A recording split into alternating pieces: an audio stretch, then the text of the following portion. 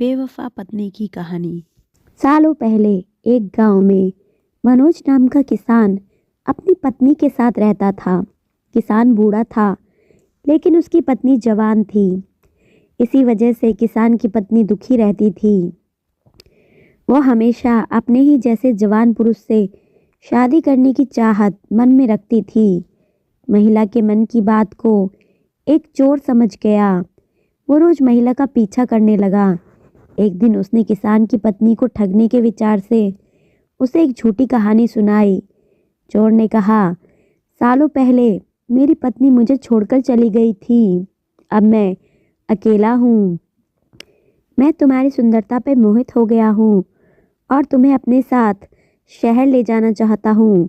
स्त्री यह सुनते ही खुश हो गई। वो फटाफट बोली, ठीक है, मैं तुम्हारे साथ चलूँगी, लेकिन मेरे पति के पास बहुत धन है। पहले मैं उसे ले आती हूँ। उन पैसों से हम जीवन भर आराम से रहेंगे। यह सुनकर चोर ने कहा कि ठीक है, तुम जाओ, लौटकर इसी जगह आना, मैं तुम्हारा इंतज़ार करूँगा। स्त्री घर पहुँची तो देखा पति गहरी नींद में था। महिला ने सारे जेवर और नकदी को पोटली में बांधा और चोर के पास चली गई। किसान की पत्नी को आते देखकर चोर के मन में हुआ, अब मैं बहुत जल्दी धनवान बनने वाला हूँ। बस अब इस महिला से पीछा छुड़ाने की तरकीब निकालनी होगी। तभी किसान की पत्नी चोर के पास पहुंची। उसके पहुंचते ही दोनों दूसरे शहर की ओर निकल गए। कुछ दूर चलने के बाद रास्ते में एक नदी मिली। नदी को देखते ही चोर को एक तरकीब सूझ गई। वह महिला से बोला, देखो, नदी गहरी है, इससे मैं तुम्हें पार करवाऊंगा, लेकिन पहले मैं यह पोटली नदी के उस पार रखूंगा, फिर तुम्हें साथ ले जाऊंगा। स्त्री को चोर पर पूरा विश्वास था। उसने कहा, हाँ, ऐसा करना ठीक रहेगा।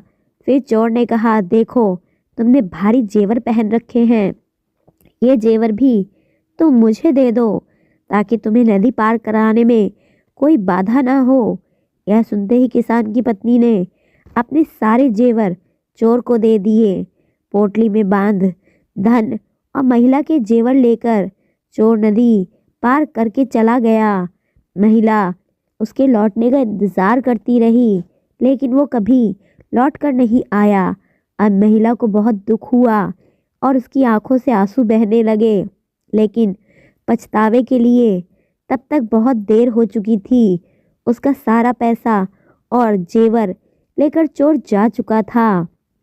कहानी से सीख, धोखेबाजी का फल हमेशा बुरा ही होता है।